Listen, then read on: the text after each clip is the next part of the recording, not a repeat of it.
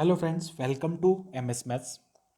आज हम बात करेंगे गति के नियम। जो है फिजिक्स का एक टॉपिक है, गति का नियम, लॉ ऑफ मोशन। उसके बारे में हम बात करेंगे। ठीक है, तो मैं आपको ये पूरा टॉपिक आज ख़त्म करवाऊंगा। वीडियो लंबी भी हो सकती है तो उसका कोई दिक्कत नहीं। हम चलेंगे सबसे पहला गति का फर्स्ट नियम की बात करते हैं, जिसको कहते हैं जड़त्व का नियम। इसको क्या कहते हैं? जड़त्व का नियम। गति का प्रथम नियम होता है जड़त्व का नियम। अब मैं आपको जड़त्व का मतलब भी समझाऊंगा और गति का फर्स्ट नियम भी समझाऊंगा। सबसे पहले मैं जड़त्व की बात कर लेता हूं। जड़त्व का मतलब सीधा सा होता है कि प्रत्येक वस्तु स्वयं की स्थिति या अपनी अवस्था में परिवर्तन करती है, और इस अवस्था में परिवर्तन के विरोध को जड़त्व कहते हैं। अवस्था के परिवर्तन के विरोध, अवस्था के परिवर्तन के जो विरोध होता है, उस विरोध में, उस विरोध को क्या कहते हैं? जड़त्व कहते हैं। इस गुण को, उस विरोध को जड़त्व कहते हैं। जड़त्व का गुण तभी प्रक्षेपित होता है जब वस्तु पर कोई बाह्य बल आरोपित नहीं किया जाता। बाह्य बल का मतलब होता है जब हम एक्सटर्नल फोर्स लगाते हैं बाहर से एफ के लिए, वो उस पर आरोपित नहीं हो, तब वह क्या कहलाता है? जड़त्व का नियम लागू होता है। अब जड़त्व का नियम सीधा सा क्या है? जड़त्व का नियम भी तीन स्थितियों में पाया जाता है। देखो, फर्स्ट स्थिति में जड़त्व का नियम, फर्स्ट स्थिति में जड़त्व का नियम ये होता है कि स्थिरावस्था में जड़त्व का नियम। यदि कोई वस्तु क्या है? स्थिर है। जब वस्तु स्थिर होती है तो स्थिरावस्था में जड़त्व का नियम लगता है। तो स्थिरावस्था में यदि कोई वस्तु स्थिर है तो वह स्थिरावस्था में रहेगी जब तक कि उस पर कोई एक्सटर्नल फोर्स नहीं लगाया गया है, एक्सटर्नल फोर्स अप्लाई नहीं किया गया है। इसका एग्जाम्पल देख सकते हैं। रुकी हुई गाड़ी, जब रुकी हुई गाड़ी या बस कह सकते हैं, रुकी हुई गाड़ी या हम कह सकते हैं बस अचानक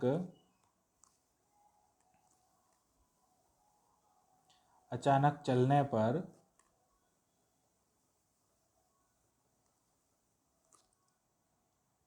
यात्रियों को अचानक चलने पर यात्रियों को पीछे की ओर धक्का महसूस होता है।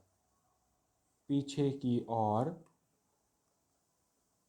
धक्का लगता है। ठीक है, ये क्या होता है? पीछे की ओर धक्का लगता है, वो क्या हो जाता है? स्थिर अवस्था में जड़त्व का नियम। जैसे हम बात करते हैं, हम एक छोटा सा प्रयोग भी करते थे कि गिलास के ऊपर क्या होता था? एक गिलास लेते थे, उसके ऊपर हम एक क्या रखते थे? कार्डबोर्ड की शीट रखते थे। उस कार्डबोर्ड के ऊपर हम क्या रखते थे? एक सिक्का रखते थे। जो ही कार्डबोर्ड को हटाते, ग्लास के अंदर क्या हो जाता था? सिक्का गिर जाता था। सिक्का उस कार्डबोर्ड के साथ में नहीं आता था, उस ग्लास के अंदर गिर जाता था। ये भी क्या था? स्थिर अवस्था में जड़त्व का नियम था। कार्डबोर्ड हटा लेकिन जो सिक्का था वो क्या रहा? स्थिर रहा। ठीक है, नेक्स्ट हम बात कर लेते हैं यहाँ पे आगे। नेक्स्ट हम देख लेते हैं यहाँ पे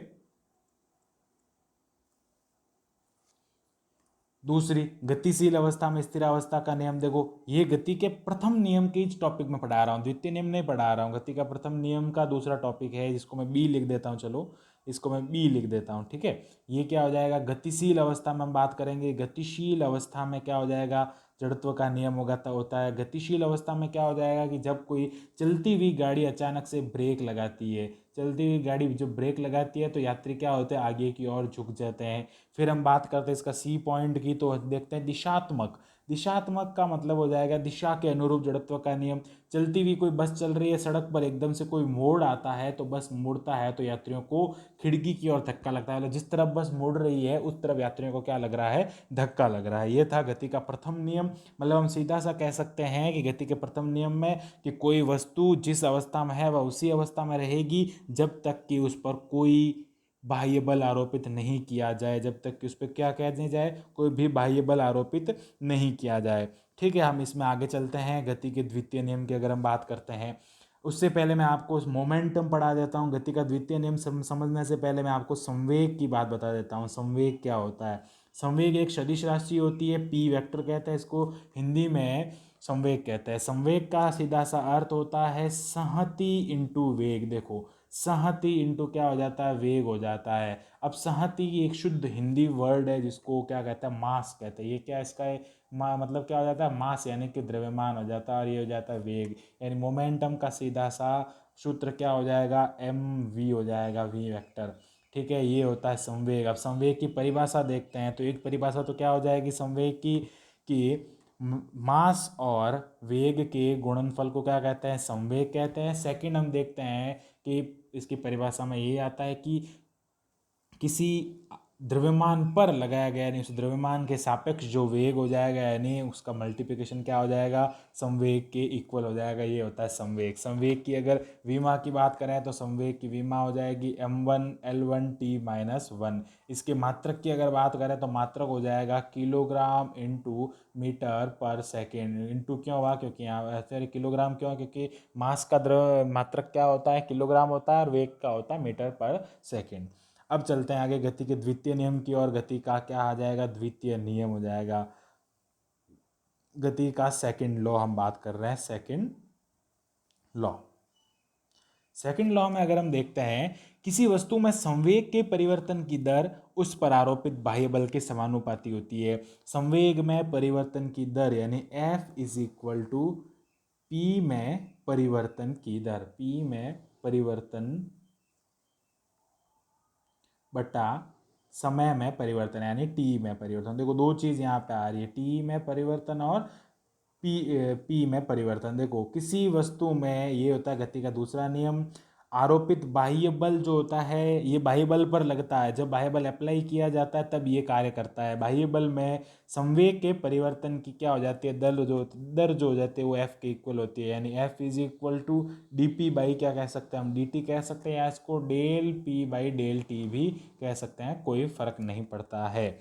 फिर हम देखते हैं यहाँ पे आगे की ओर, संवेग का पी के सापेक्ष अवकलन भी कह सकते हैं इसको। क्या कहते हैं, संवेग का पी के सापेक्ष प्रथम अवकलन। कौन सा अवकलन हम क्या कह सकते हैं इसको, संवेग का पी के सापेक्ष फर्स्ट डिफरेंशियल भी हम इसको क्या कह सकते हैं, कह सकते हैं फर्स्ट डिफरेंशियल। संवेग का पी के टी के सापेक्ष क्या हो जाएगा, फर्स्ट डिफरेंशियल हो जाएगा। डेल्टा का तात्पर्य जो यहाँ पे है वो अंतराल से है, एक निश्चित क्या होता है, अंतराल होता है। ये होता है डेल्टा, यानी अंतराल इंटरवल की अगर बात करें तो उसमें क्या आता है, टी आता है। ये होता है गति का दूसरा नियम। अब गति के दूसरे नियम पर आधारित हम बल की बात करेंगे। बल के गति के दूसरे नियम से क्या होता है, बल का सूत्र व्युत्पत्ति होता है। जैसे हम बात करते हैं यहाँ पे F इज इक्वल टू होता है del P upon del T, ये सब जानते हैं। P छोटा होता है, P इज इक्वल टू हम जानते हैं एम वी होता है। तो यहाँ पे क्या हो जाएगा, F इज इक्वल टू हो जाएगा डेल M इंटू क्या हो जाएगा, V हो जाएगा।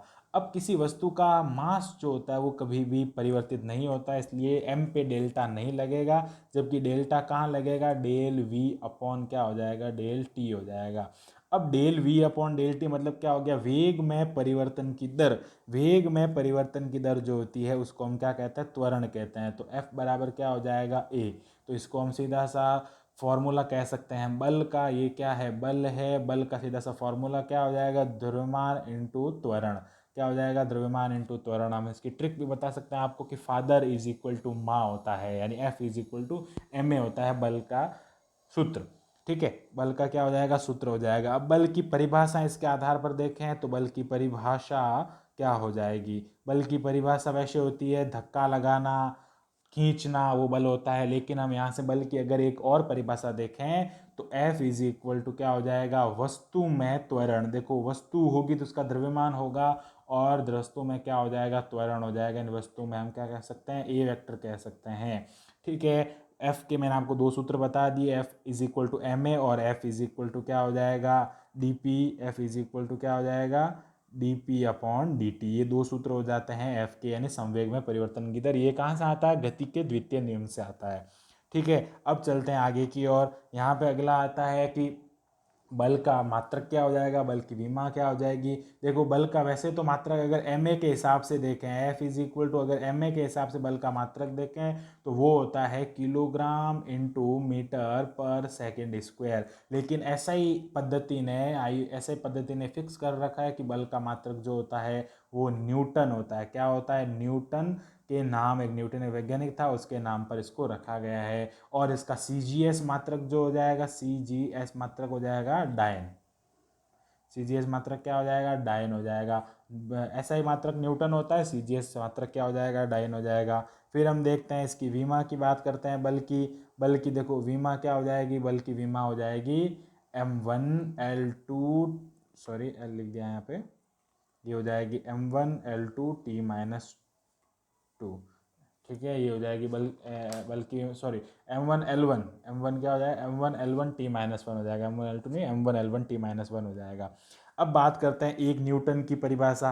देखो एक न्यूटन का मतलब क्या होता है, एक न्यूटन का सीधा सा मतलब ये होता है F is equal to M A हो जाएगा। मतलब क्या हो जाएगा, एक न्यूटन की अगर बात करें तो एक न्यूटन बल की वह मात्रा होती है जब 1 किलोग्राम द्रव्यमान में 1 मीटर पर सेकंड का त्वरण उत्पन्न किया जाए। देखो 1 × 1 क्या हो जाएगा, आपस 1 न्यूटन ये हो जाएगा। 1 न्यूटन वह चीज है, यानी वह परिमाण 1 न्यूटन जब क्या किया जाए, 1 किलोग्राम की कोई वस्तु है, इसका परिमाण कितना है, इसका भार कितना है, 1 किलोग्राम है, 1 kg है, और इसमें त्वरण जो उत्पन्न हो रहा है ए वेक्टर यानी वेग में परिवर्तन की दर भी कितनी होनी चाहिए, 1 मीटर पर सेकंड स्क्वायर होनी चाहिए। तब वो क्या होगा, पर सेकंड स्क्वायर होनी चाहिए, तब उसमें क्या हो जाएगा 1 × 1 यानी 1 न्यूटन का उसमें बल उत्पन्न होगा। ये होती है 1 न्यूटन की परिभाषा, ठीक है।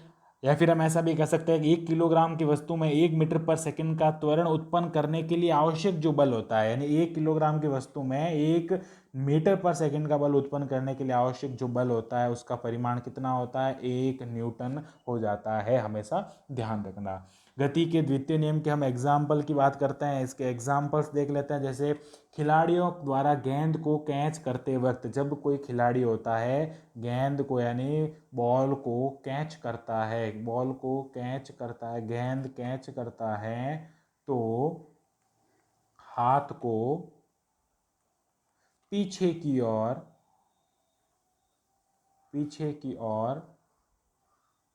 ले जाता है। हाथ को क्या करता है, पीछे की ओर ले जाता है। वैसा क्यों होता है, देखो क्या करता है कि जब वो हाथ को सामने की ओर रखता है, यानी तो उसके हाथ पर ज़्यादा नहीं लगे, हाथ पर कुछ ज़्यादा खरोंच नहीं, इसलिए वो क्या कर सकता है, क्या करता है, हाथ को पीछे की ओर ले जाए, जिससे क्या हो, उसमें वेग में परिवर्तन कम हो, उसका मोमेंटम हो, और उसके संवेग में परिवर्तन की दर से क्या होगा, उसका बल का मान भी क्या हो जाएगा, कम हो जाएगा। जैसे हम बात करते हैं बर्फ़ की, कोई अगर शिला होती है, बर्फ़ जो होता है, मान लिया एक बर्फ़ की कोई भेली है, हम कह सकते हैं शिला है, तो इस पे इसको हम किससे रखते हैं, यहाँ पे नीचे जूट रखते हैं। क्या रखते हैं, जूट जो होता है ना, जूट रखते हैं यहाँ पे, जिससे क्या होता है उसका फ्रिक्शन कम, उसमें क्या हो जाएगी, उसमें हम तोड़े ना उसको, जब उस पर हथौड़े से वार करेंगे तो उसमें लगने का डर कम रहेगा। गद्दा रखते हैं या रुई रखते हैं। वाहनों के स्प्रिंग के सॉकर की अगर हम बात कर लेते हैं तो वो भी गति के द्वितीय नियम पे काम करते हैं। अब बात करते हैं आवेग की। आवेग क्या होता है, आवेग को आई से लिखते हैं, ठीक है। आवेग, इसको हिंदी में कहते हैं आवेग, ठीक है। आवेग, आवेग का सीधा सा अर्थ होता है कि बल का प्रभाव, बल का क्या हो गया, प्रभाव कितने टाइम तक रहा, बल का प्रभाव कितने टाइम तक रहा, ये क्या होता है, I is equal to F into delta T, ये इसका सूत्र होता है। बल का प्रभाव जितने टाइम तक रहेगा उतना आवेग क्या होगा, ज़्यादा होगा। ये भी क्या है, एक सदिश राशि है, आई वेक्टर है, सदिश राशि है जो कि पी वेक्टर यानी मोमेंटम के एकदम इक्वल है, मोमेंटम के समान ही होता है। लेकिन इसका मात्रक जो होता है ना, संविमा जो होती है वो क्या होती है, विमा जो हो जाती है वो हमेशा मोमेंटम के समान होती है, m1l1t-1। मात्रक की अगर रही बात, इसके मात्रक की बात, तो मात्रक की हम इसमें बात करते हैं तो वो क्या हो जाएगा, इसका मात्रक न्यूटन इंटू क्या हो जाएगा, सेकंड हो जाएगा।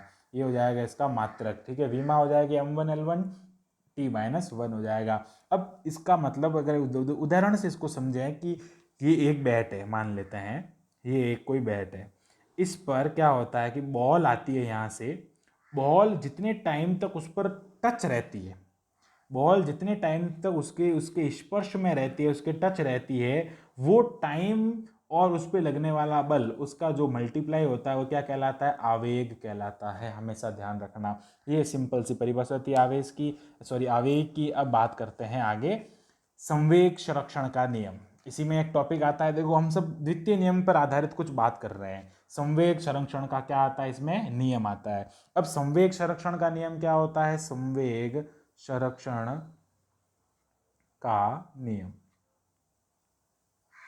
संवेग संरक्षण की बात कर लेते हैं तो संवेग संरक्षण का नियम क्या होता है, इसमें क्या हो जाता है कि संवेग जो रहता है हमेशा संरक्षित रहता है। यदि किसी, इसका कथन मैं बता रहा हूं कि यदि किसी वस्तु पर बाह्य बल अनुपस्थित हो, उस समय निकाय का संवेग सदैव संरक्षित रहता है। हम बाह्य बल कितना है यहाँ पे 0 है, बाह्य बल अनुपस्थित है। उस समय क्या हो जाता है यहाँ पे संवेग जो होता है यानी पी आई यानी initial is equal to P final. किसी वस्तु में प्रारंभ का जो संवेग है वो अंतिम संवेग के क्या हो जाता है, इक्वल हो जाता है। जैसे हम बात करते हैं क्या क्या इक्वल हो जाता है इसमें।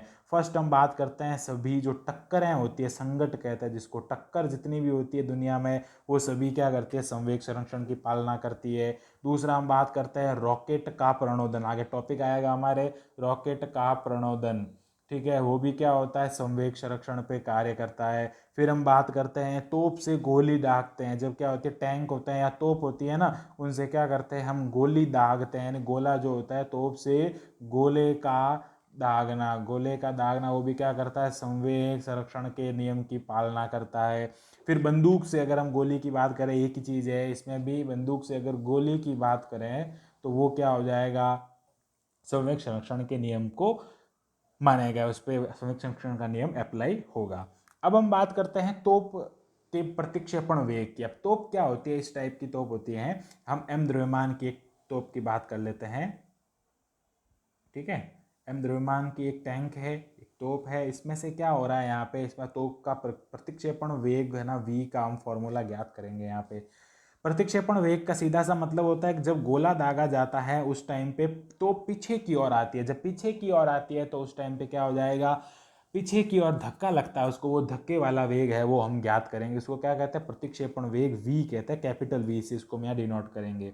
अब यहाँ से इसके अंदर जो है वो स्मॉल एम द्रव्यमान का क्या है, यहाँ पे एक गोला रखा गया और तोप का जो कुल द्रव्यमान है वो कितना है, एम है।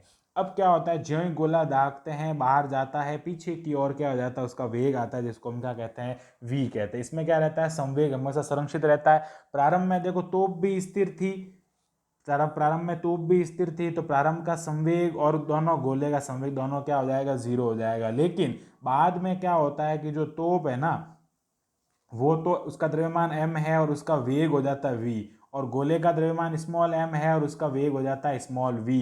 तो हम बात करते हैं यहाँ पे तोप का प्रतिक्षेपण वेग जो होगा कैपिटल V जिसको हम कहते हैं, उसका जो सूत्र हो जाएगा वो हम यहाँ देखते हैं, उसका सूत्र वो हो जाएगा capital V is equal to minus M V, minus M V, V क्या है, स्मॉल v है, गोले का वेग, ये हो जाएगा कैपिटल M, ये हो जाएगा सीधा सा फॉर्मूला, यानी V capital V is equal to minus small m small v upon क्या हो जाएगा, m हो जाएगा। माइनस किसको डिनोट करता है कि इसकी विपरीत प्रकृति को, ये क्या होता है कि विपरीत होता है, ठीक है, विपरीत प्रदर्शित करता है, क्योंकि तोप जो होती है ना वो क्या होती है, पीछे की ओर जाती है। तोप क्या हो जाती है, हमेशा क्या होती है, धक्का लगने पर कहाँ जाती है, पीछे की ओर जाती है, इधर, तो पीछे की ओर जाती है तो वो क्या करता है, वहाँ पे माइनस से हम इसको क्या करते हैं, डिनोट करते हैं। अब यहाँ पे हम बात करते हैं आगे संवेग आवेग प्रमेय। एक प्रमेय होती है संवेग आवेग प्रमेय, अभी मैंने पढ़ा है आपको, आवेग और संवेग दोनों की एक प्रमेय होती है, दोनों में एक संबंध कह सकते हैं, संवेग आवेग इसको संबंध भी कह सकते हैं और प्रमेय भी कह सकते हैं। संवेग आवेग संबंध कह दो, रिलेशन कह दो दोनों में, या हम इसको प्रमेय भी कह सकते हैं, थ्योरम। देखो आई इज इक्वल टू जो होता है ना वो डेल पी होता है, यानी संवेग में परिवर्तन की दर सदैव क्या होती है, आई के इक्वल होती है। जैसे हम इसको प्रूव करके बता देता हूँ, देखो आई इज इक्वल टू क्या होता है, एफ इंटू होता है डेल्टा टी, ठीक है, और आई इज इक्वल टू देखो एफ इंटू डेल्टा टी होता है, और पी का फॉर्मूला आपको पता होना चाहिए, del P upon del T होता है। तो डेल पी इंटू क्या हो जाएगा, ये डेल टी हो जाएगा, अपॉन डेल टी से डेल टी कट जाएगा, तो आई इज इक्वल टू हो जाएगा ये पी, ये होता है इसका सीधा फॉर्मूला। अगर हम इसके इंटीग्रेशन की बात करें, इंटीग्रेशन वाले फॉर्मूले की बात करें तो वो भी इसमें होता है। वो क्या होता है कि यहाँ पे इंटीग्रेशन किस तौर पे भी हम इसको सिद्ध कर सकते हैं, आई इज इक्वल टू क्या होता है, डेल पी होता है, भी मैं आपको बता देता हूँ यहाँ पे। जैसे ये हो जाएगा यहाँ पे I is equal to F D T हो जाएगा, और यहाँ पे हम क्या रखेंगे, एफ की जगह पे रखेंगे D P upon D T रखेंगे, तो ये क्या हो जाएगा, टी से टी, डी टी से डी टी कट हो जाएगा, और डी टी से डी टी कट होने पर डी पी का क्या हो जाएगा, यहाँ पे अवकलन हो जाए, सॉरी समाकलन हो जाएगा, कहाँ से कहाँ तक, पी आई से लेकर पी एफ तक समाकलन हो जाएगा, और यहाँ पे हो जाएगा P I sorry P F minus क्या हो जाएगा, पी आई हो जाएगा, जो कि डेल पी के क्या हो जाएगा, इक्वल हो जाएगा। अब हम बात करते हैं यहाँ पे, अब हम बात करते हैं यहाँ पे, आगे हम बात करें गति के तृतीय नियम की, यानी third law of motion. Third law की अगर हम बात करेंगे यहाँ पे, थर्ड लॉ ऑफ मोशन की बात करेंगे तो इसके अनुसार किसी भी वस्तु के द्वारा किया गया क्रिया का उत्तर प्रतिक्रिया से दिया जाता है। जैसे मैं बात करता हूं कि यहाँ पे एक टेबल है, इस टेबल के ऊपर कोई एक वस्तु रखी गई है, इसने इसके ऊपर बल लगाया mg। कितना बल लगाया? mg। जो बल लगाया है वो है mg, जी यहाँ पे गुरुत्वाकर्षण। तो ये भी इसके ऊपर वापस माइनस mg बल लगाएगी। वो क्या होगा? उल्टा होगा, ठीक इसका क्या होगा? विपरीत होगा। यानी जो हम बल लगाते हैं उसकी प्रतिक्रिया होती है, उसका बल लगता है, लेकिन वो क्या हो जाता है? सदैव उसके विपरीत होता है, यानी सदैव उसके माइनस में होता है। हम इसको सीधा सा ऐसे पढ़ सकते हैं कि बल F वेक्टर 1 2 प्लस क्या हो जाएगा? F वेक्टर 2 1 जो होगा वो एकदम क्या हो जाएगा? उल्टा हो जाएगा। यहाँ से हम देखते हैं कि F12 यानी पहले का दूसरे पर लगने वाला बल जो होगा वो ऋणात्मक होगा दूसरे का पहले पर लगने वाले बल के अनुसार। दोनों की ये किसको दर्शाता है? इसकी प्रकृति यानी विपरीत प्रकृति को दर्शाता है कि वो उस पर क्या होगा? ठीक उल्टा हो जाएगा उसके ऊपर। अब हम बात करते हैं यहाँ पे परिवर्ती द्रव्यमान तंत्र की। देखो परिवर्ती द्रव्यमान तंत्र में क्या होता है कि द्रव्यमान परिवर्तित होता है। कभी कभी क्या होता है? द्रव्यमान परिवर्तित होता है। जैसे हम रॉकेट में बात कर लेते हैं, रॉकेट में क्या होता है कि ज्यों ज्यों ऊपर जाता है तो उसका जो फ्यूल होता है वो फ्यूल क्या हो जाता है? कम होता जाता है। जब फ्यूल कम होगा तो रॉकेट का द्रव्यमान कम होगा, लेकिन वेग वही रहेगा। तो इसके लिए सूत्र हो जाएगा डेल एम अपॉन क्या हो जाएगा? डेल टी हो जाएगा। तो ये हो जाएगा formula F is equal to V. क्या हो जाएगा? उसका वेग हो जाएगा। वेग परिवर्तित नहीं है, वेग कैसा है? वेग कांस्टेंट है, वेग नियत है यहाँ पे, लेकिन यहाँ पे क्या हो जाएगा? उसका द्रव्यमान जो है वो परिवर्तित रह रहा है। अब मैं आपको बता देता हूँ, हमारा टॉपिक हो जाएगा अगला द्रव्यमान परिवर्ती द्रव्यमान पर आधारित रॉकेट का प्रणोदन। रॉकेट का प्रणोदन जो है वो गति के तृतीय नियम पर भी आधारित है और संवेग संरक्षण पर आधारित है और परिवर्ती द्रव्यमान तंत्र पर भी आधारित है। ये सारी चीजें क्या होगी? इस एक पार्ट में हो जाएगी। अब हम देखते हैं यहाँ पे रॉकेट का प्रणोदन। ये हो जाएगा रॉकेट का प्रणोदन। रॉकेट के प्रणोदन को मैं आपको इसमें समझाऊंगा, बाकी की जो चीज़ें होगी वो मैं आपको इस वीडियो के पार्ट 2 में समझाऊंगा। रॉकेट का प्रणोदन क्या होता है? देखो रॉकेट के प्रणोदन की अगर बात करें तो मैं आपके सामने दो रॉकेट बनाता हूँ। ये इस टाइप से होते हैं रॉकेट। इन दोनों रॉकेट में एक प्रारंभिक स्थिति दर्शाऊंगा और एक मैं रॉकेट की अंतिम स्थिति दर्शाऊंगा।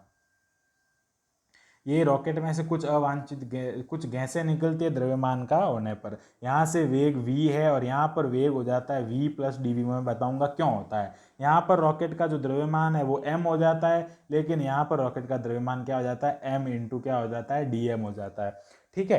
अब क्या होता है? रॉकेट का प्रणोदन रेखीय संवेग संरक्षण पर आधारित होता है। इसमें निकाय पर कोई भी बाह्य बल आरोपित नहीं किया जाता है। बाह्य बल आरोपित बिल्कुल नहीं होता है, अतः अब इसका रेखीय संवेग क्या रहता है? सदैव संरक्षित रहता है। जैसे जैसे रॉकेट ऊपर की ओर अंतरिक्ष में जाता है उस समय वैसे वैसे उसका द्रव्यमान घटता जाता है, जबकि वेग जो होता है वो बढ़ता जाता है। यानी वेग में क्या होती है? परिवर्तन कैसा होता है? धनात्मक परिवर्तन होता है, यानी वेग में कुछ न कुछ बढ़ता जाएगा वेग।